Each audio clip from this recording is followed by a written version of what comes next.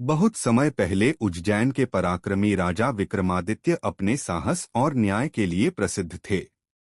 एक दिन एक तांत्रिक ने उनसे कहा, महाराज, आपको एक पेड़ से लटके हुए बेताल को पकड़कर मेरे पास लाना होगा। राजा ने चुनौती स्वीकार कर ली और घने जंगल में उस पेड़ तक पहुंच गए जहां बेतल उल्टा लटका हुआ था।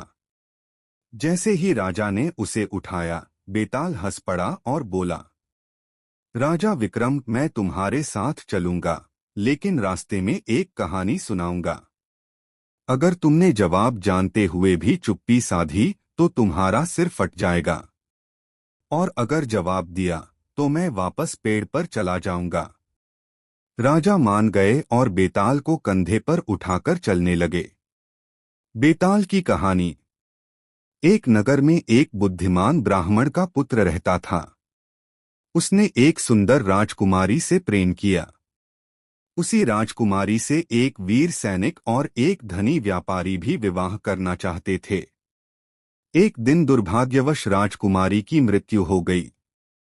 तीनों पुरुष उसके शरीर को लेकर अलग अलग काम करने लगे। ब्राह्मण पुत्र ने उसकी राख संभाल कर रखी। सैनिक ने उसकी रक्षा की। व्यापारी ने एक विद्या सीखकर उसे फिर से जीवित कर दिया।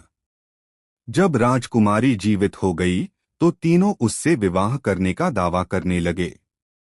बेताल का सवाल। बेताल ने पूछा, राजा विक्रम, बताओ, उस राजकुमारी पर असली अधिकार किसका होना चाहिए? राजा विक्रम कुछ देर सोचने लगे, फिर बोले, जिसने उसे जीवन दिया वह उसके पिता के समान है। जिसने उसकी रक्षा की वह सेवक के समान है। लेकिन जिसने उसके अवशेषों को प्रेम और समर्पण से संभाला वही उसका सच्चा प्रेमी है। इसलिए ब्राह्मण पुत्र ही उससे विवाह करने का अधिकारी है। बेताल जोर से हंसा और बोला, राजा, तुमने फिर बोल दिया। अब मैं वापस पेड़ पर जा रहा हूं। इतना कहकर बेतल उड़कर फिर से पेड़ पर लटक गया। राजा विक्रमादित्य बिना थके फिर से उसे पकड़ने के लिए वापस चल पड़े। सीख। सच्चा प्रेम त्याग, समर्पण और ईमानदारी से पहचाना जाता है। Please like, share and subscribe our YouTube channel.